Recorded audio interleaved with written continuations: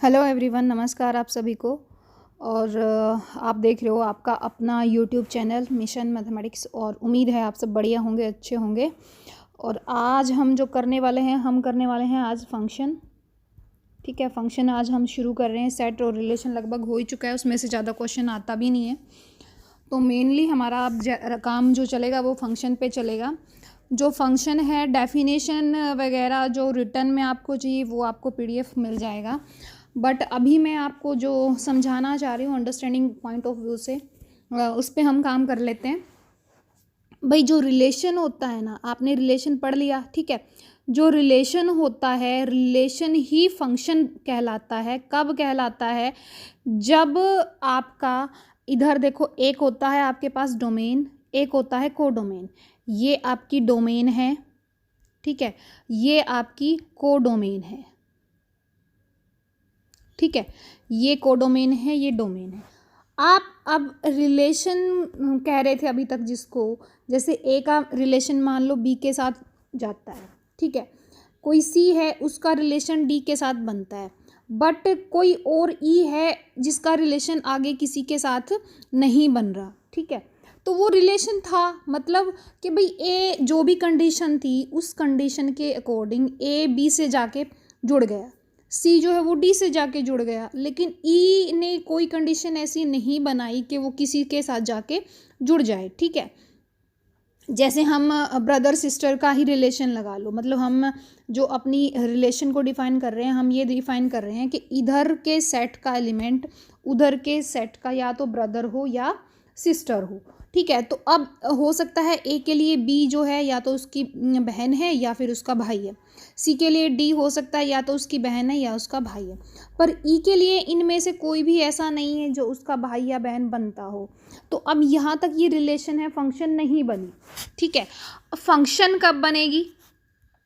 Function तब बनेगी जब हर एक इधर के जो डोमेन है और इधर जो को डोमेन है कि इधर का हर एलिमेंट उस रिलेशन से आगे जाता हो, रुकता ना हो, ठीक है। आगे उसको जाने के लिए रास्ता हो, मतलब वो कहीं ना कहीं उसका आगे को डोमेन के एलिमेंट के साथ कनेक्शन बन रहा है, ठीक है। तो ही वो रिलेशन, अब ये रिलेशन भी है, ठीक है। रिलेशन तो ऊपर वाला भी था, रिलेशन तो नीचे वाला भी है, ठीक है। बट ऊपर वाले में ई का रिलेशन किसी के साथ नहीं बना तो वो फंक्शन नहीं है, ठीक है।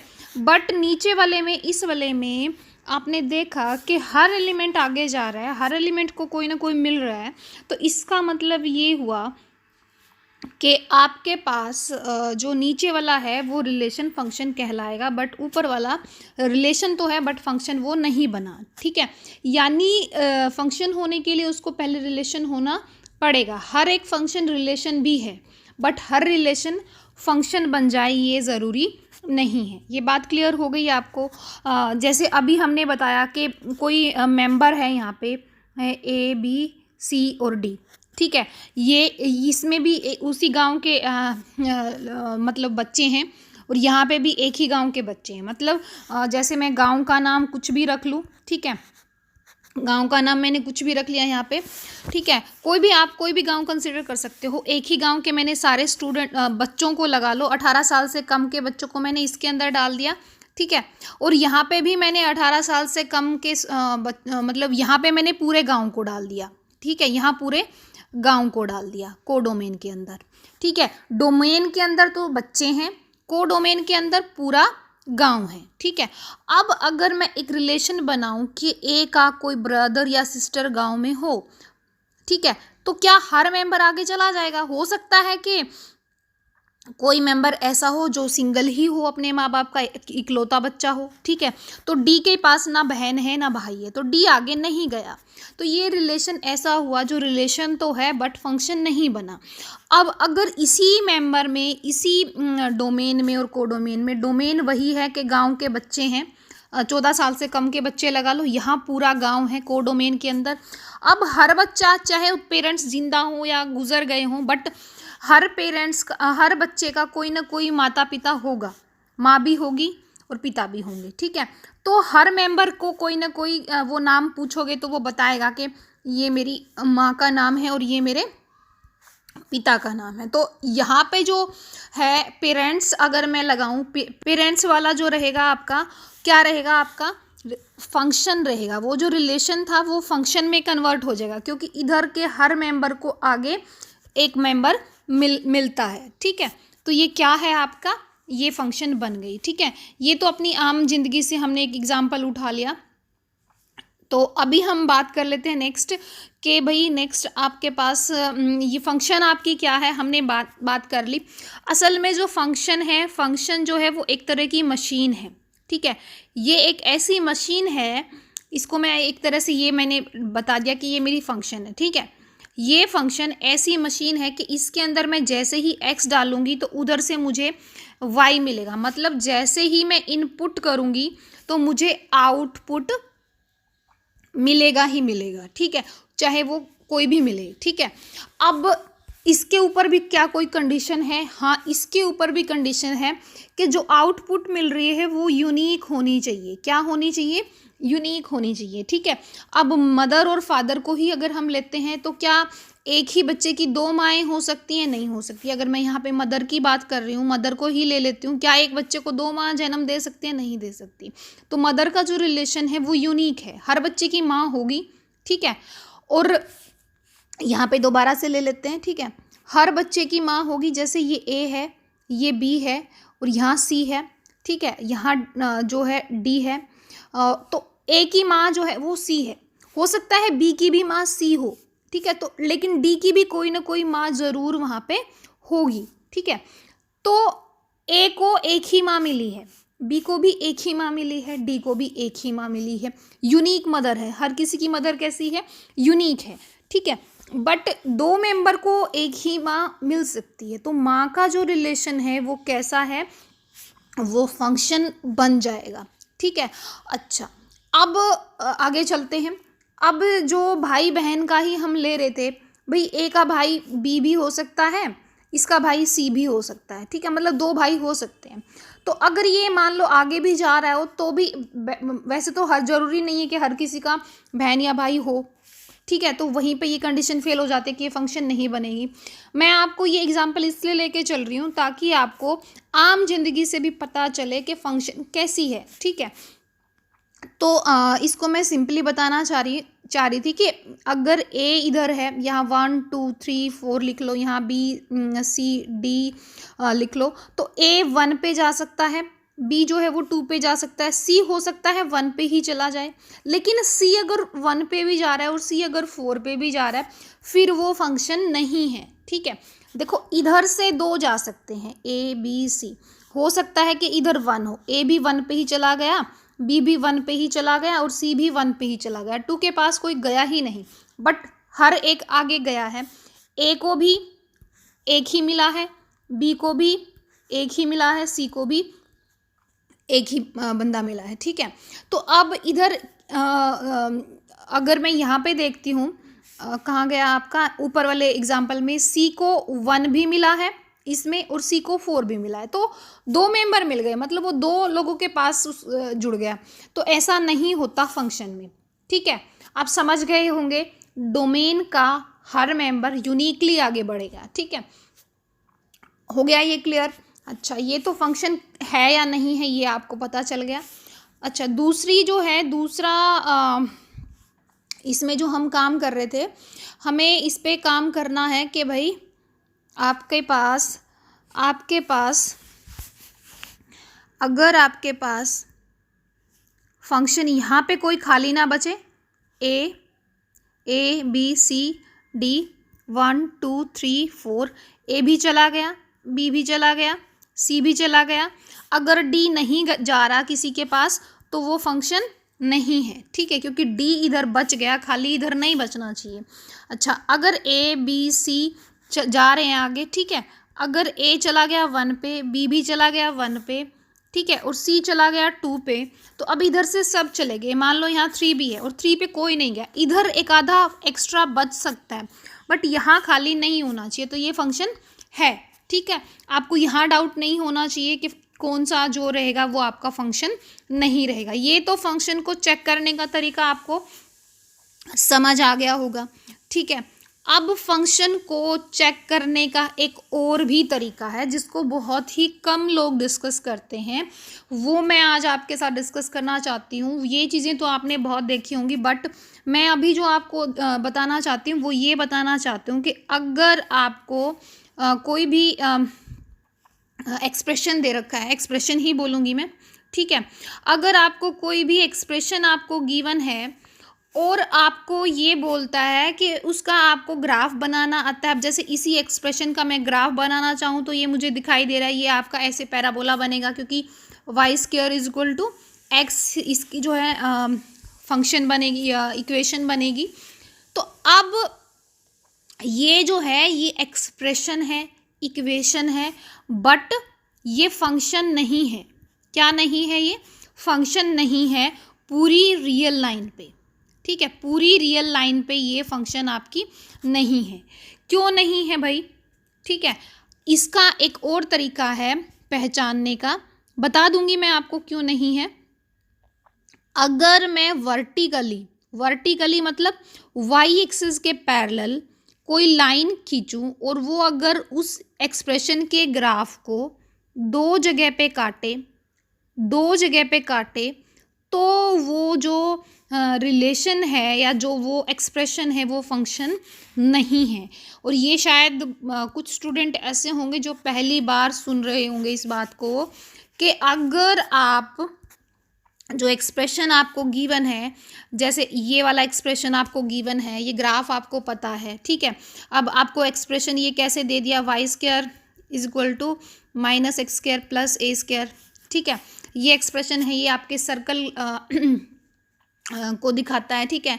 किसको दिखा रहा है? ये आपके सर्कल को दिखा रहा है, बट उस सर्कल का जो ग्राफ बनेगा सेंटर जो होगा वो 0 0 होगा, ठीक है। इसका ये ग्राफ एक्सप्रेशन है। तो अब इसके अगर मैं वाई एक्सिस के पैरेलल या वर्टिकली कोई लाइन लेती हूँ तो वो देखो ग्राफ को दो जगह पे काट रहा है, तो ये भी क्या है? आपका फंक्शन नहीं है। ये भी आपका फंक्शन जो है नहीं है, ठीक है। ये आपको क्लियर हो गया होगा। अब आपके दिमाग में ये बात उठ रही होगी कि ये फंक्शन क्यों नहीं है ना? पक्का उठ रहा होगा ये सवाल कि ये फंक्शन क्यों नहीं है। जैसे अभी मैंने ऊपर ही बात की थी, आपके पास जो था y square is equal to 4ax कह लो या x कह लो, वो तो कोई फ़र्क नहीं पड़ता। ये पैराबोला का आपके पास ग्राफ है। अब इसमें मुझे ये बताओ, जैसे ही मैं y की वैल्यू यहाँ से लेती हूँ तो वो क्या आएगी? Plus minus under root x आएगी, plus minus under root x आएगी, ठीक है। तो अब इसका मतलब तो ये हुआ ना यहाँ पे कि मैं x को देखो, यहाँ पे देखो, मैं x को चाहे कुछ भी रहूँ, y की मेरे को दो वैल्यू मिलेंगी, है ना। x को एक रखते ही y की दो वैल्यू मुझे मिलेंगी। आपको ये चीज़ समझ में आ रही होगी कि जैसे ही मैं x को यहाँ पे 1 रखती हूँ तो y जो है वो x इधर से मैंने 1 लिया तो y जो आया, y की वैल्यू जो आई वो 1 भी आ गई और -1 भी आ गई। एक पॉइंट यहाँ आ गया, एक पॉइंट यहाँ आ गया, यानी 1 1 पे भी चला गया और 1 2 पे भी चला गया। x को जैसे ही मैं 4 रखती हूँ, x को मैंने जैसे ही 4 रखा तो वो जो है 2 पे भी चला जाएगा और वो जो है -2 पे भी जाएगा, 2 पे भी जाएगा और -2 पे भी जाएगा। तो दो वैल्यू इधर के एक को उधर दो वैल्यू नहीं मिल सकती अगर वो फंक्शन है। समझ गए आप?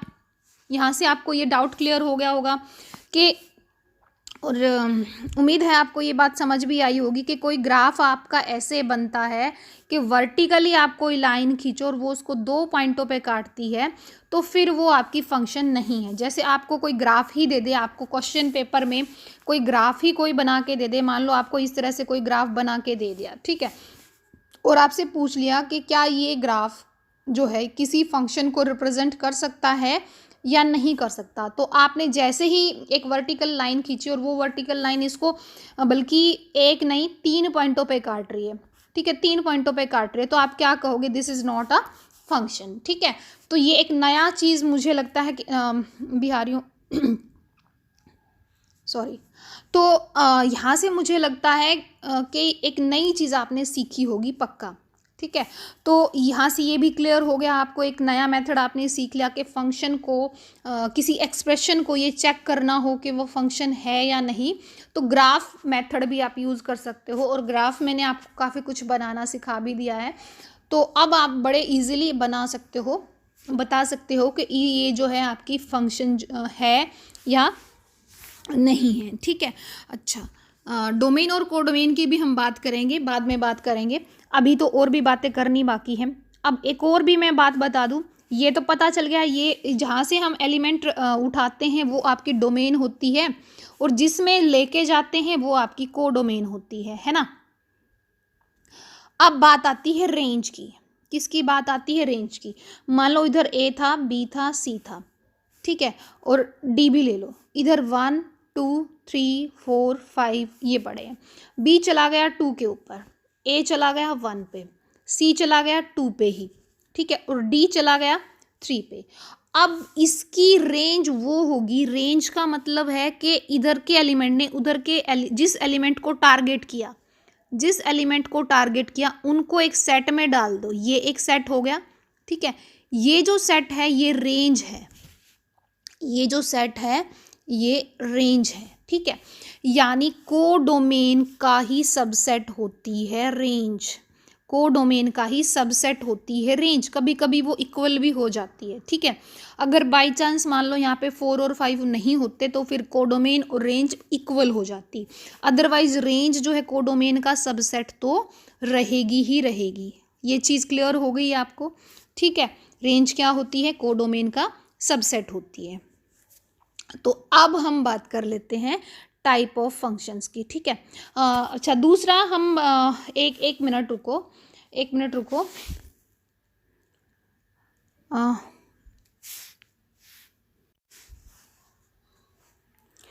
तो अभी हम देख लेते हैं कि अगर इधर एक सेट है आपके पास, इधर एक सेट है, इधर भी एक सेट है, और इसको आप को डोमेन बोल रहे हो, इसको कोडोमेन बोल रहे हो, यहाँ डोमेन है, ठीक है, ये डोमेन है और इधर आपका कोडोमेन है।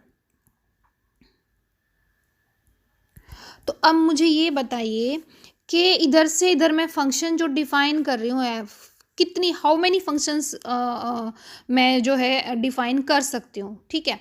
कितनी फंक्शन मैं ए से बी पे डिफाइन कर सकती हूँ। अगर मैं इसको सेट ए का नाम दे दूँ, इसको सेट बी का नाम दे दूँ, और मैं क्या कहूँ, और मैं ये कहूँ कि भाई इसका नंबर ऑफ एलिमेंट्स, कार्डिनलिटी भी बोलते हैं इसको, नंबर ऑफ एलिमेंट्स ए के अंदर जो है वो n एलिमेंट्स हैं, number of elements in B जो हैं वो m है। तो आपको ये बताना है ए से बी पे मैं कितनी फंक्शन बना सकती हूँ या कितनी फंक्शन में डिफाइन कर सकती हूँ। अब एक बात बताओ, इसी क्वेश्चन को थोड़ा सा मैं अच्छे से समझाने के लिए आपसे एक बात पूछती हूँ। अगर मैं ए में 3 एलिमेंट ले लूँ, 1 2 3, और बी में भी मैं ले लूँ 4 एलिमेंट, ए बी सी और डी। अब 1 को उधर जाने के लिए 4 चॉइस है। 1 जो है वो ए पे जा सकता है, 1 जो है बी पे भी जा सकता है, 1 सी पे भी जा सकता है, 1 डी पे भी जा सकता है। तो देखो 1 के पास कितनी चॉइस रही? 4।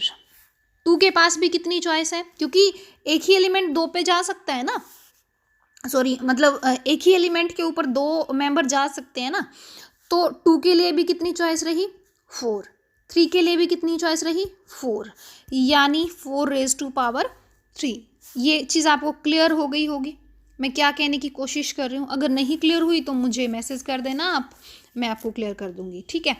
अब हम यहाँ से बात कर रहे थे, हम यहाँ पे बात कर रहे थे कि अगर मेरे पास यहाँ पे n एलिमेंट है, यहाँ पे m एलिमेंट है, तो इधर के पहले एलिमेंट के लिए उधर कितनी चॉइस है? उधर कितनी चॉइस है? m चॉइस है, फिर से m चॉइस है, फिर से m चॉइस है। कितनी टाइम है? n टाइम है, ठीक है, यानी m raise to power n, ठीक है। या फिर मैं ये कहूँ, कि ये a सेट था, ये b सेट था, ठीक है, और b का ऑर्डर m है, तो order of b raise to power order of a, ठीक है। या फिर मैं ये कहूँ कि ऑर्डर ऑफ कोडोमेन, ठीक है, और ऊपर क्या आएगा? ऑर्डर ऑफ डोमेन, ठीक है। ये फॉर्मूलाज आप अपने जब नोट्स बनाओगे तो उसमें आप अच्छे से लिख लेना, ठीक है। तो ये आपको क्लियर हो गया होगा, नंबर ऑफ फंक्शंस जो है कितनी हो सकती हैं। अब हम बात करेंगे टाइप पे, किस पे बात करेंगे, टाइप ऑफ फंक्शंस पे, ठीक है। टाइप ऑफ फंक्शंस पे हम बात करेंगे। टाइप ऑफ फंक्शंस जो है वो कितनी हैं आपके पास, कितनी हो सकती हैं, ठीक है। सबसे पहले होती है आपकी 1-1 फंक्शन, ठीक है। 1-1 फंक्शन, 1-1 फंक्शन का मतलब होता है इधर का एक मेंबर उधर के एक पे ही जाए। जैसे अभी 1 2 3 लगा लो और यहाँ A B C लगा लो, D लगा लो, ठीक है। अब जो 2 है वो A पे जा सकता है, अगर फंक्शन है तो जा सकता है, बट अगर वो आपकी 1-1 फंक्शन नहीं कहलाएगी अगर 2 मेंबर एक पे ही चले जाएंगे। तो ये जो होगी इस तरह की वो मैनी वन कहलाएगी। क्या कहलाएगी, मैनी वन। ये जो फंक्शन है आपकी मैनी वन है, ठीक है। अगर ये एक एक को एक एक ही मिलता, 1 2 3 ए पे जाता, ये हो सकता है सी पे चला जाता, ये हो सकता है डी पे जाता, और ई हो सकता है यहाँ पे खाली पड़ा हो, बी भी जो है वो खाली पड़ा हो, ठीक है। तो लेकिन अभी भी देखो हर एक को एक ही मेंबर मिला है, तो ये 1-1 है। और ये क्या है आपकी, ये है आपकी मैनी वन, ठीक है। ये 1-1 और मैनी वन आपको क्लियर हो गया। अब मैं 1-1 और मैनी वन से आगे बढ़ने से पहले आपको ये समझा दूं कि 1-1 अगर आपको चेक करनी हो तो आप कैसे चेक करोगे, कितने मेथड हैं आपको अगर ये चेक करना हो कि आपकी फंक्शन जो है वो 1-1 है या नहीं है, ठीक है। और भी एक बात है कि इधर से उधर में कितनी 1-1 function, how many functions 1-1 function can be define, ठीक है। तो ये भी हम बात कर लेते हैं। ये दोनों बातें हम अभी 1-1 जो हमने पहली टाइप जो हमने देखी है, फर्स्ट जो टाइप है उसको यहीं डिस्कस कर लेते हैं, ठीक है। तो अब 1-1 जैसा कि मैं पहले भी बता चुकी हूँ, अगर ग्राफ मेथड, पहला मेथड क्या है, 1-1 को चेक करने का, हाउ टू चेक, ठीक है, हाउ टू चेक कि वो 1-1 है या नहीं है। 3 मेथड हैं। फर्स्ट मेथड है ग्राफिकल मेथड, ये लिख लेना आप, ठीक है। ग्राफिकल मेथड है फर्स्ट। अच्छा, ग्राफिकल मेथड में क्या है कि अगर आपका ग्राफ ऐसा है कि मैं एक हॉरिजॉन्टल लाइन लूँ, कोई भी हॉरिजॉन्टल लाइन लूँ और ग्राफ को वो या तो एक ही पॉइंट पे काटती है या फिर हो सकता है वो काटती ही ना हो, ठीक है, या तो एक पे ही काटे या फिर वो बिल्कुल ना काटे, तो वो 1-1 है, ठीक है। अगर आपका ग्राफ ऐसा है कि आपकी जो फंक्शन का जो ग्राफ है और आप कोई हॉरिजॉन्टल लाइन लेते हुए और वो उसको एक से ज़्यादा पॉइंटों पे काटती है, तो फिर वो फंक्शन आपकी कैसी है, फिर वो मैनी वन फंक्शन है। कैसी फंक्शन है वो, मैनी वन फंक्शन है, ठीक है। हो गया आपको क्लियर, मैनी वन फंक्शन जो है वो क्या हो सकती है। अच्छा, अब हम बात करते हैं कि दूसरा जो मेथड है, दूसरा मेथड कैसा है। आप क्या कहते हो कि इधर एक ए है, ए से बी मैंने एक फंक्शन एफ डिफाइन की है, ठीक है। अब मुझे चेक करना है कि वो 1-1 है या नहीं है। तो इसके लिए ये है कि हम क्या करते हैं, हम ये कहते हैं कि ए और बी मैंने 2 एलिमेंट ले लिए ए से, ठीक है, और एफ ऑफ ए जो है वो इक्वल है एफ ऑफ बी के। ये हम लेके चलेंगे, लेट करके चलेंगे, और हम प्रूफ ये कर देंगे कि ए जो है बी के इक्वल ही आएगा। मतलब अगर किसी ए के ऊपर फंक्शन की वैल्यू बी के ऊपर फंक्शन की वैल्यू के इक्वल आ रही है, यानी ए पे और बी पे दोनों ही पॉइंटों पे फंक्शन एक ही पॉइंट पे जा रही है, और तो अगर मैं ये प्रूव कर दूं कि जब जब ऐसा होता है तब तब ए और बी इक्वल ही आते हैं, तो हम क्या कहेंगे कि फंक्शन जो है कैसी है आपकी 1-1 फंक्शन है। ये क्लियर हो गया। ये थोड़ा सा सोचने का ढंग है आपका कि आपको ये सोचना है कि मैंने इधर से ए उठाया, बी उठाया, अगर एफ ऑफ ए भी वहीं गया, बी भी वहीं गया, तो वो तो मैनी वन होनी चाहिए ना। लेकिन अगर वो 1-1 है तो फिर इसका मतलब ये है कि जो ए और बी है वो इक्वल ही है, मतलब ए भी वही पॉइंट है और बी भी वही पॉइंट है, ठीक है। तो इसका मतलब फिर वो किसी दूसरे पॉइंट पे ना जाके वो उसी पॉइंट के ऊपर गई है, ठीक है। ये आपको क्लियर हो गया होगा, डेफिनेटली हुआ होगा। ठीक है, तो अब हम बात कर लेते हैं कि भाई आपका जो है फंक्शन जो है 1 1 का जो फाइंड आउट करने का जो थर्ड मेथड है वो क्या है। अगर आपकी फंक्शन या तो इंक्रीजिंग है, या तो कैसी है, इंक्रीजिंग है, या फिर डिक्रीजिंग है, या इंक्रीजिंग है या कैसी है आपकी, डिक्रीजिंग है, तो हम ये बोलेंगे कि जो आपका फंक्शन है वो कैसा है, 1 1 है। क्यों? क्योंकि इंक्रीजिंग का मतलब ये है कि वो बढ़ती ही जा रही है, तो जब भी आप हॉरिजॉन्टल लाइन लोगे तो एक ही पॉइंट पे काटेगी, तो वो 1 1 कहलाएगी। डिक्रीजिंग का मतलब है कि ग्राफ नीचे की तरफ गिरता जा रहा है, गिरता जा रहा है। ठीक है, आपका ग्राफ जो है नीचे की तरफ गिरता जा रहा है, इधर आपका ऊपर की तरफ बढ़ता जा रहा है। जैसे अगर मैं ये कहूँ कि यहाँ से मेरा जो है फंक्शन यहाँ से चलना शुरू हुई और ऐसे गई, ठीक है, और फिर यहाँ से मेरा ग्राफ जो था ऐसे गया। ठीक है, तो अब यहाँ से देखो, ये इधर से अगर मैं इधर से उधर तक की काउंट करूँ तो मेरी फंक्शन जो है वो इंक्रीजिंग है, इंक्रीज हो रहा है, ग्राफ ऊपर की तरफ बढ़ रहा है। ठीक है, और अगर मैं यहाँ से इधर से बात करूँ तो मेरा जो ग्राफ है वो नीचे की तरफ जा रहा है। यहाँ से यहाँ पे भी वो जो है वापस उठना शुरू हुआ, फिर नीचे जाना शुरू हुआ। तो ये आपका मतलब कहीं इंक्रीज हो रहा है, कहीं डिक्रीज हो रहा है।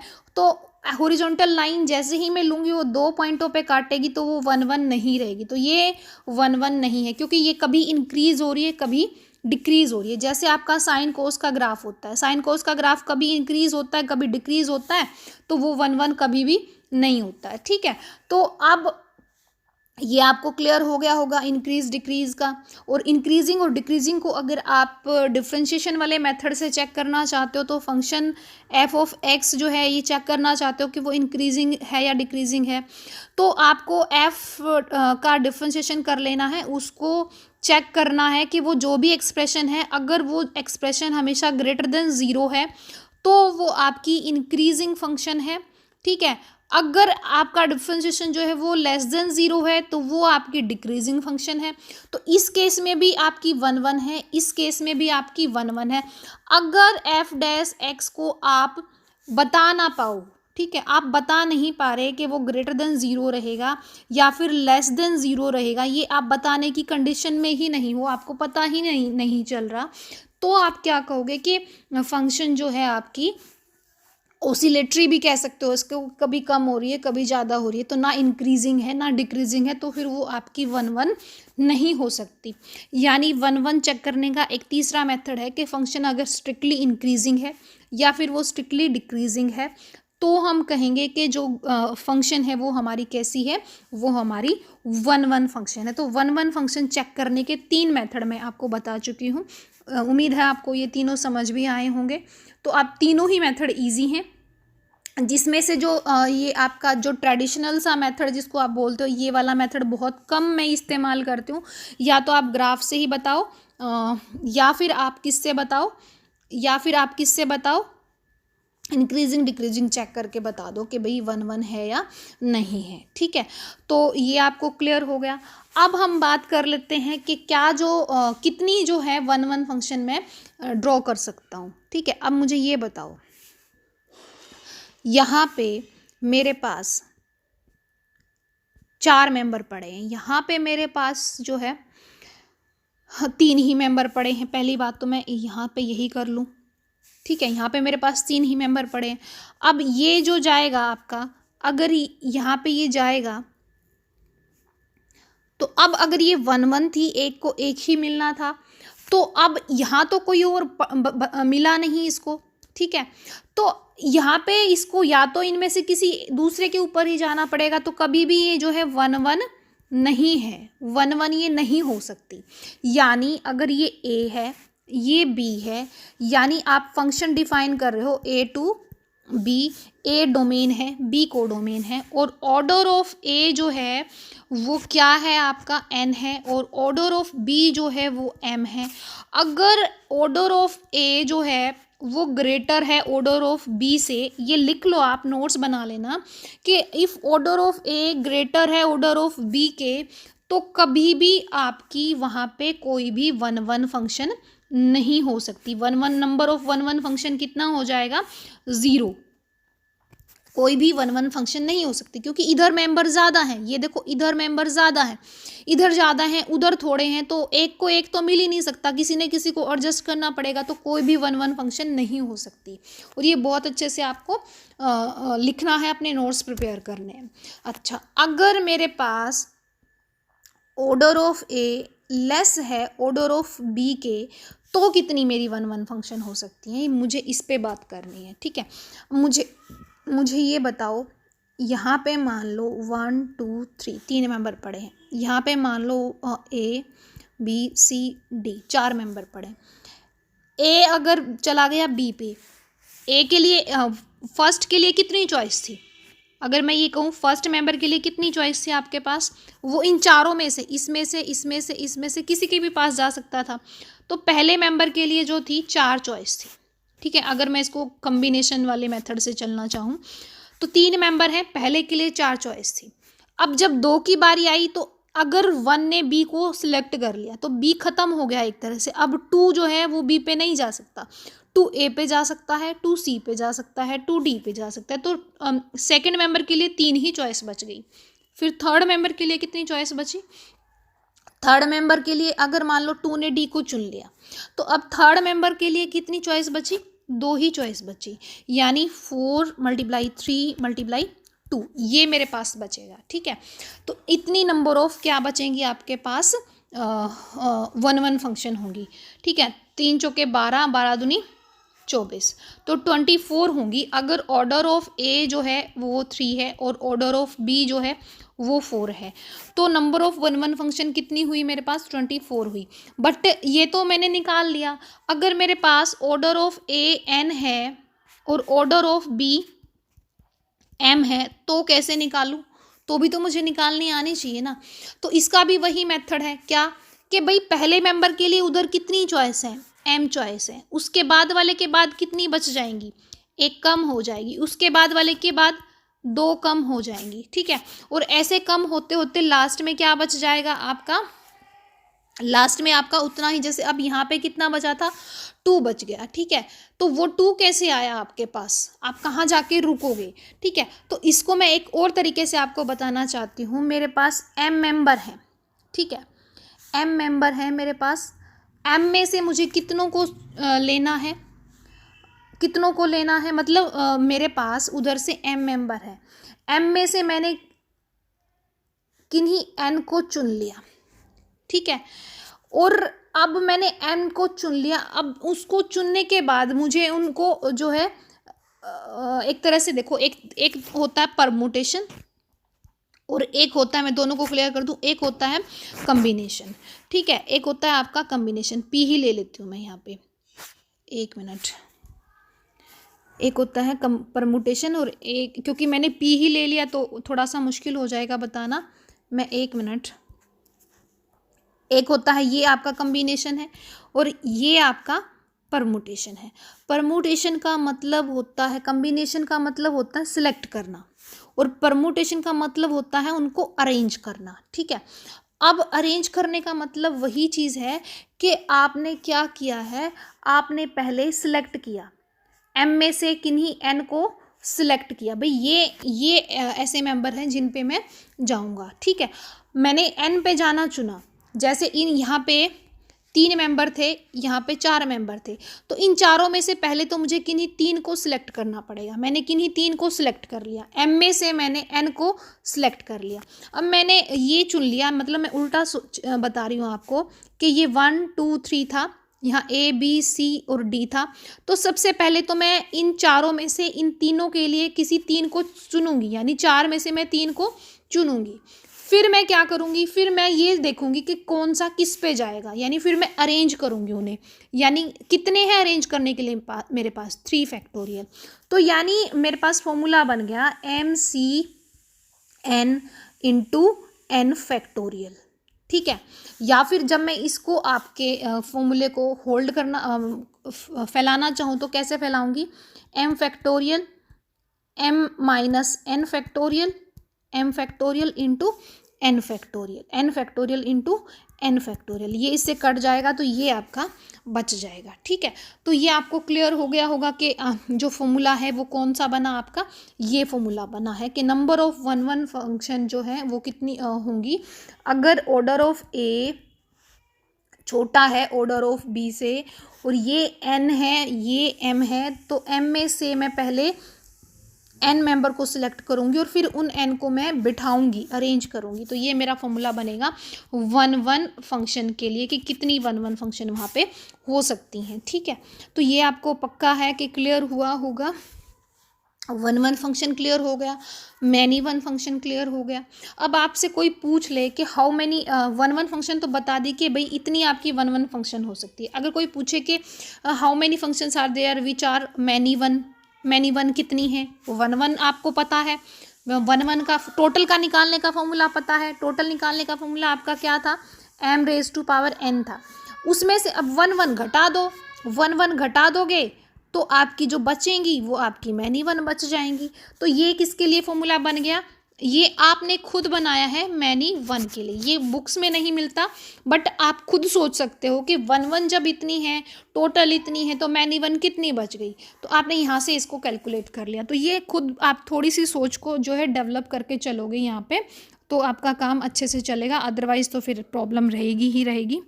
ए ग्रेटर हो ऑर्डर ऑफ बी के, अगर फंक्शन आप ए टू बी जो है डिफाइन कर रहे हो तो वहाँ पे ज़ीरो होंगी। ठीक है, अगर ऑर्डर ऑफ ए लेस हो ऑर्डर ऑफ बी से तो जो रहेगा आपकी कितनी होंगी, ऑर्डर ऑफ बी में से आप ऑर्डर ऑफ ए को सिलेक्ट कर लोगे और उसके बाद ऑर्डर ऑफ ए के फैक्टोरियल के अकॉर्डिंग उसको आप अरेंज कर दोगे। मैंने एम और एन अभी नहीं लिया, ठीक है, तो वो आपकी मर्जी है। 3 मेथड इसको चेक करने के बता चुकी हूँ। ठीक है, वन वन हो गया, मैनी वन हो गया। अब ऑन टू की बात कर लेते हैं। ऑन टू क्या होता है, ऑन टू फंक्शन क्या होती है, ऑन टू फंक्शन का मतलब ये होता है कि अगर आपके पास इधर डोमेन है इधर को डोमेन है, तो ऑन टू का मतलब उल्टा होता है। अगर को डोमेन के हर मेंबर को कहीं पीछे प्री इमेज मिलती है तो वो ऑन टू है, अदरवाइज वो नहीं है। समझ गए आप, मतलब अगर जैसे 1 2 3 इधर था मेरे पास 1 2 ए बी, ठीक है, मान लो यही मैंने ले लिया, 1 चला गया ए पे, 2 भी चला गया ए पे, 3 भी चला गया ए पे, तो अब बी को तो कोई प्री इमेज उधर मिल ही नहीं रही, तो ये आपकी ऑन टू नहीं है। ठीक है, अब 1 2 3, अब इधर से भी मैं ले लेती हूँ ए बी, 1 ए पे चला गया, 2 बी पे चला गया, 3 ए पे चला जाता, तो अब ये ऑन टू है क्योंकि इधर के हर मेंबर को पीछे प्री इमेज मिल रही है। ठीक है, ये हो गया आपको क्लियर। अच्छा, अब हम बात करते हैं कि अगर मेरे पास फंक्शन ऑन टू क्या है पता चल गया कि डोमेन तो थी ही, डोमेन का मेंबर तो आगे जाना ही चाहिए फंक्शन होने के लिए, पर अगर को डोमेन के भी हर मेंबर को पीछे प्री इमेज मिल रही है, यानी यहाँ पे कोई मेंबर ऐसा नहीं है जो खाली रह गया हो। मान लो 1 और 2 पे कोई नहीं गया तो 1 और 2 खाली बच गया, यानी रेंज में जो है, रेंज में ये मेंबर चले गए, ये रेंज बन गई, और रेंज के अंदर ये 2 एलिमेंट ऐसे हैं जो शामिल नहीं हुए। अगर रेंज के अंदर ऐसा है कि भाई जो रेंज है वो प्रॉपर सबसेट है और इक्वालिटी वहाँ नहीं है, किसकी, कोडोमेन की। ठीक है, इक्वालिटी नहीं है क्योंकि ये 2 मेंबर ऐसे हैं यहाँ पे, ये 2 जो आपके इधर नहीं मिली, इनको प्री इमेज नहीं मिली। ठीक है, भी कोडोमेन के हर मेंबर को अगर प्री इमेज मिलती तो वो ऑन टू होती। ठीक है, अब ये 2 मेंबर हैं जिनको कोई प्री इमेज नहीं मिल रही, तो ये ऑन टू नहीं है। ठीक है, तो आपकी जो है function onto not an onto function. ठीक है, ये ऑन टू फंक्शन आपकी नहीं होगी अगर रेंज जो है कोडोमेन के इक्वल ना हो, सिर्फ सबसेट हो। अगर रेंज इक्वल आ जाए कोडोमेन के, मतलब कि कोडोमेन का हर मेंबर टारगेट किया जा रहा है, हर मेंबर क्या किया जा रहा है, टारगेट किया जा रहा है, तो वो आपकी क्या कहलाएगी, वो आपकी ऑन टू कहलाएगी। कब कहलाएगी, जब रेंज इक्वल आ जाए किसके, कोडोमेन के। जब रेंज किसके इक्वल आ जाए, कोडोमेन के। तो आपको ऑन टू जो है वो क्लियर हो गया होगा। अब हम बात कर लेते हैं कि ऑन टू अगर मुझे चेक करना हो तो कैसे चेक करूं। ऑन टू अगर मुझे चेक करना है तो कैसे चेक करूं। एक तो मेथड यही होता है कि फंक्शन आपकी एफ ऑफ एक्स दी होती है, इधर कुछ न कुछ आपका पड़ा होता है, तो एफ ऑफ एक्स को आप वाई मान लेते हो और इधर आपके पास एक्स में फंक्शन होती है। जैसे जैसे मैंने मान लिया यहाँ पे मैंने मान लिया x+2 मान लिया, ठीक है। अब अगर मैं x को एक तरफ ले आऊँ और y को मैं दूसरी तरफ ले जाऊँ और x को एक तरफ अकेला रख लूँ, ठीक है। अब यहाँ पे मैं ये देख पाऊँ कि क्या मेरी ये फंक्शन डिफाइन है या नहीं है, तो मैं कहूँगी कि जो मेरा फंक्शन है वो क्या है, मेरी ऑन टू है। समझ गए आप। मतलब अगर मैं ये कहूँ कि मैं यहाँ से इसको यहाँ लेके जा रही हूँ, मतलब अब मैं पहले y जो था वो डिपेंड कर रहा था और x जो था वो इंडिपेंडेंट वेरिएबल था। दो वेरिएबल हैं, ठीक है, जहाँ पे x जो है वो इंडिपेंडेंट है और y जो है वो डिपेंड करता है x के ऊपर। बट अब मैंने कन्वर्ट कर दिया, मैंने क्या कर दिया, कन्वर्ट कर दिया मैंने बल्कि यहाँ पे उल्टा लिख दिया, ये गलत लिखा हुआ है, y-2 होना चाहिए था, ठीक है। तो अगर मैं अब इसको कन्वर्ट कर दिया, अब यहाँ पे x जो है वो मेरा डिपेंड करता है और y जो है वो इंडिपेंडेंट है, यानी y को पुट करूँगी x आता चला जाएगा, y को पुट करूँगी x कुछ ना कुछ आता चला जाएगा। मतलब y की हर वैल्यू के लिए कोई ना कोई मुझे x मिल रहा है, ठीक है, कोई ना कोई x एग्जिस्ट करता है, तो मेरा जो फंक्शन है वो ऑन टू है। तो मेरी जो फंक्शन है वो ऑन टू है। क्यों है, क्योंकि इधर x था, y इधर है और y के हर एलिमेंट को उधर x मिल रहा है, क्योंकि y की हर वैल्यू के लिए कोई ना कोई x एग्जिस्ट करता है। अगर मैं एक तरफ x ले आऊँ, y को दूसरी तरफ भेज दूँ और वो हर वैल्यू के लिए अगर एग्जिस्ट करता है तो वह ऑन टू है, अदरवाइज वो नहीं है। फॉर एग्जाम्पल अगर मैं ये कहती यहाँ पे y जो था मेरा x² है, ठीक है, तो अब मेरे के पास अगर मैं इसको कन्वर्ट करना चाहूँ तो वो मेरा क्या बनेगा, plus minus y √y = x आएगा, ठीक है। समझ रहे हो मेरी बात को। या फिर मैं x = प्लस माइनस √y बोल सकती हूँ, ठीक है। अब इसमें मेरा क्या रहेगा, इसमें मेरा ये रहेगा कि मेरे पास जैसे ही मैं y को पॉजिटिव कुछ रखूँगी, 0 रखूँ, 1 या फिर पॉजिटिव, नॉन नेगेटिव बोल दो इसको, 1 मिनट। आपको ये डिफरेंस पता होगा कि नॉन नेगेटिव क्या होता है। y अगर मेरा बिलोंग करता है 0 से लेकर इन्फिनिटी तक, ठीक है, ये नॉन नेगेटिव हो गया। मतलब 0 जो होती है ना तो वो नेगेटिव होती, वो ना ही पॉजिटिव होती, वो न्यूट्रल होती है, ठीक है। और नॉन नेगेटिव का मतलब क्या है, जो नेगेटिव ना हो, नेगेटिव को छोड़ दो। जैसे ही कोई नॉन नेगेटिव बोलता है तो इसका मतलब ये होता है कि 0 भी लेना है और पॉजिटिव भी लेने हैं, ठीक है, क्योंकि 0 नेगेटिव नहीं है ना, तो नॉन नेगेटिव बोल रहा है। अगर कोई कहे आपको नॉन पॉजिटिव, तो 0 लेनी है और पॉजिटिव को छोड़ के फिर नेगेटिव लेने हैं, मतलब 0 और नेगेटिव। हो गया ये क्लियर। तो इसके लिए तो x डिफाइन हो जाएगा। जैसे ही मैं y को नेगेटिव रखूँगी यहाँ पे तो वो आयोटा में आ जाएगा, इमेजिनरी आएगा। तो y के लिए, नेगेटिव y के लिए जैसे ही यहाँ x था यहाँ y था, और जैसे ही मैं यहाँ से नेगेटिव y उठा रही हूँ, 0 भी है और पॉजिटिव भी है। हर एक पॉजिटिव के लिए x मिल रहा है, हर पॉजिटिव के लिए x मिल जाएगा, 0 के लिए भी x मिल जाएगा। लेकिन जैसे ही मैं नेगेटिव वालों को उठाना शुरू करूँगी तो वहाँ x नहीं मिलेगा। रियल लाइन से रियल पे अगर मैं जा रही हूँ तो मुझे x नहीं मिलेगा। तो इसका मतलब फंक्शन जो है मेरी ऑन टू नहीं है। हो गया आपको क्लियर कि चेक कैसे करना है। दूसरा मेथड इसको चेक करने का ये है कि अगर आपको ग्राफ आता है बनाना, आता है तो 1 चेक करने का तो तरीका आपको पता ही है। हॉरिजॉन्टल लाइन खींचो, या तो वो एक ही जगह पे काटे या फिर काटे ही ना, तो 1 1 है।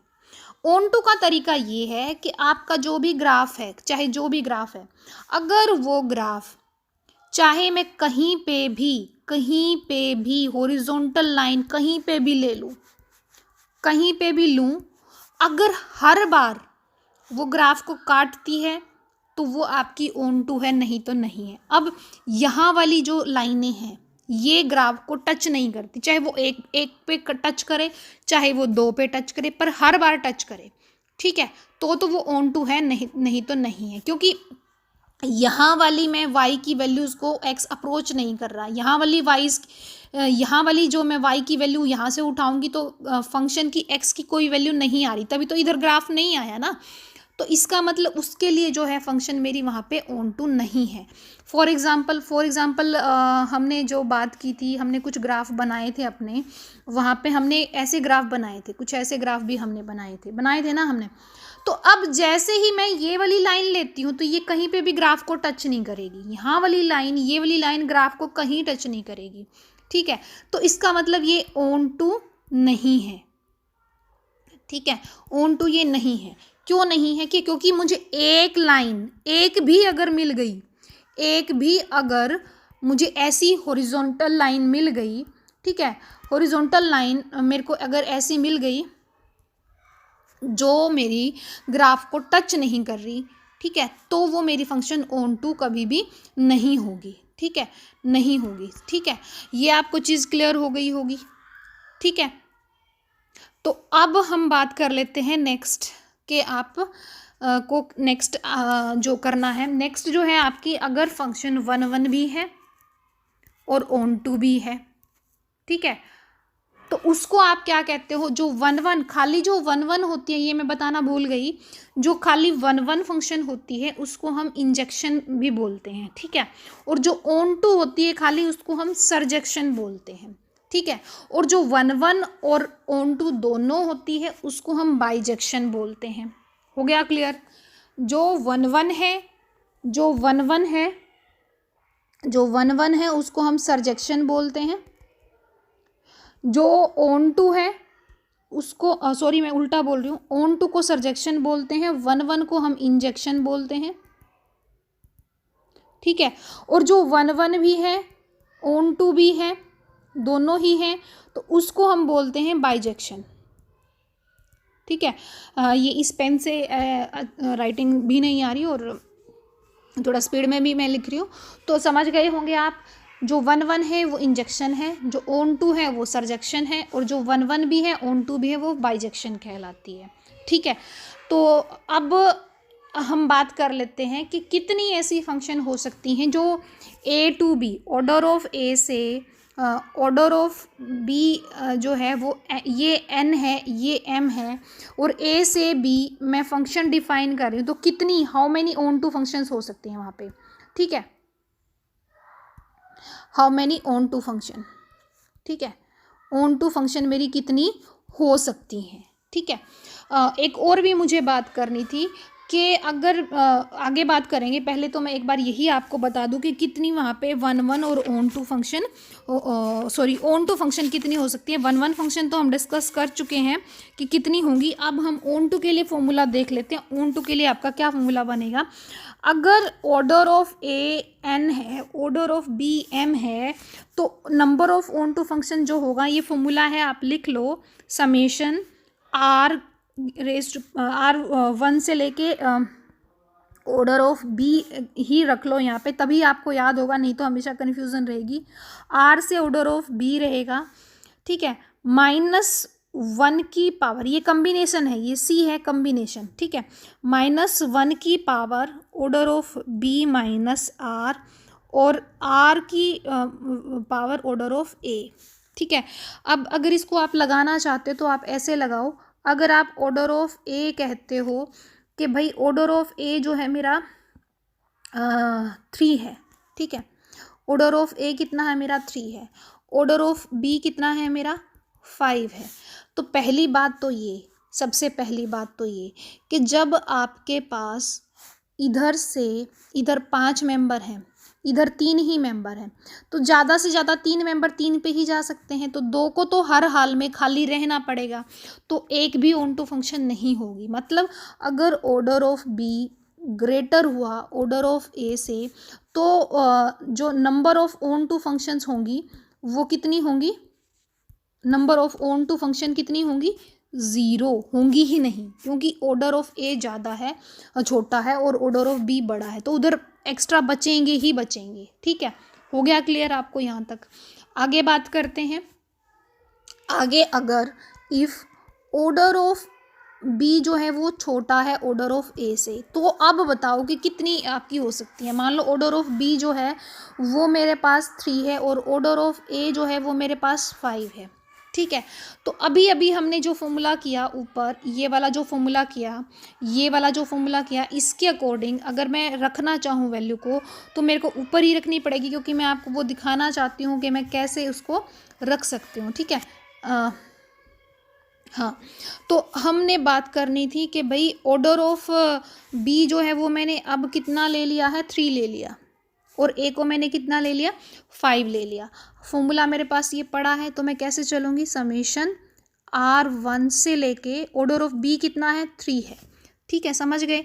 फिर 3CR -1 की पावर 3 माइनस आर, और R की पावर ऑर्डर ऑफ ए है, R की पावर यहाँ पे कितना है, ऑर्डर ऑफ ए है। ठीक है, तो R की पावर यानी 5।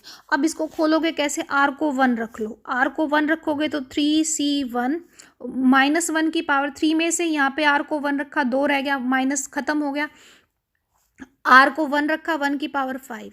ठीक है, प्लस 3C2, यहाँ पे R की वैल्यू जब 2 रखोगे यहाँ पे, तो 3 में से 2 गया, 1 बचा, माइनस का बचेगा, -1, 2 की पावर 5, प्लस 3C3, माइनस करोगे 3 में से 3 गया 0, तो यहाँ पे पॉजिटिव ही बच जाएगा, और R को 3 रखा, उसकी पावर 5। इसको कैलकुलेट करोगे, 3C1 का मतलब 3, 1 की पावर कितनी भी करो 1 ही रहेगा, और ये नेगेटिव आ गया, नेगेटिव 3C2, ये भी आपका 3 ही आएगा। समझ गए आप, ये भी आपका क्या आएगा, 3 आएगा। और आपको फिर क्या करना है, फिर आपको लिखना है 2 की पावर 5, यानी मल्टीप्लाई में 32, फिर प्लस में 3C3, 3C3 का मतलब 1 हो गया। ठीक है, और आपके पास क्या रहा यहाँ पे, 3 की पावर 5, 3 की पावर 5 देख लेना, कैलकुलेट कर लेना कितनी आएगी। आपको ये कैलकुलेशन करनी है, और ये कैलकुलेशन करके आप बता दोगे कि कितनी वहाँ पे ऑन टू फंक्शन हैं। ठीक है, हो गया क्लियर।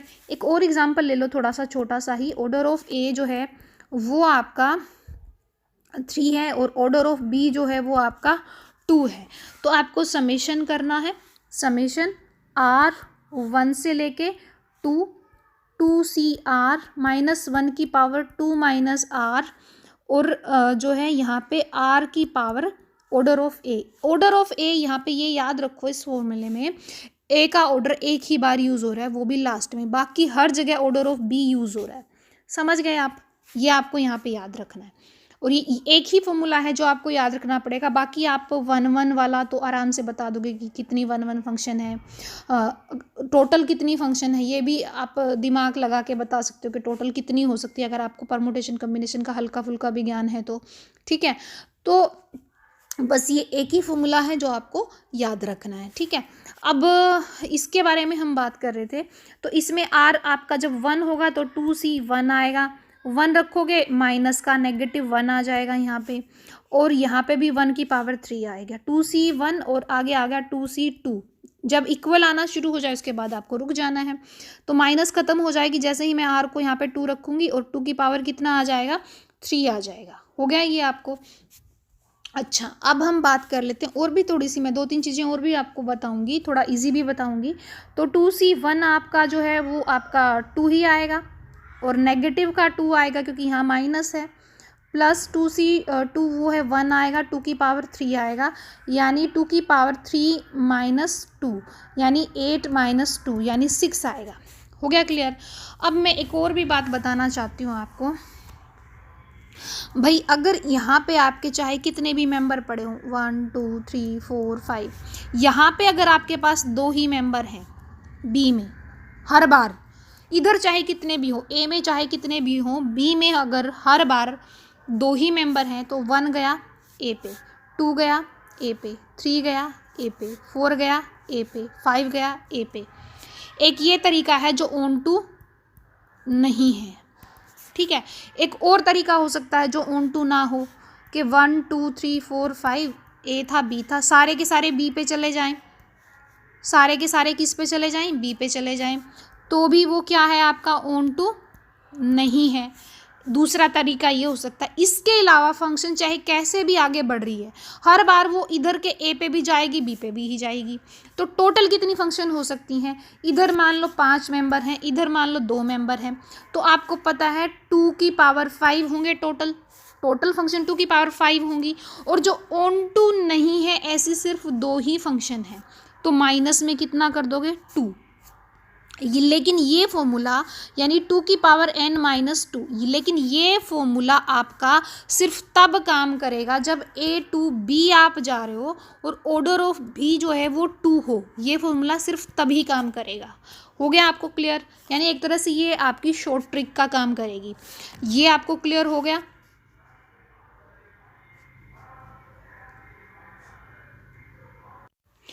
और अगर ऑर्डर ऑफ ए जो है वो छोटा हो ऑर्डर ऑफ बी से, फिर तो कोई भी ऑन टू फंक्शन हो ही नहीं सकती। ये हम पहले ही डिस्कस कर चुके हैं, ठीक है।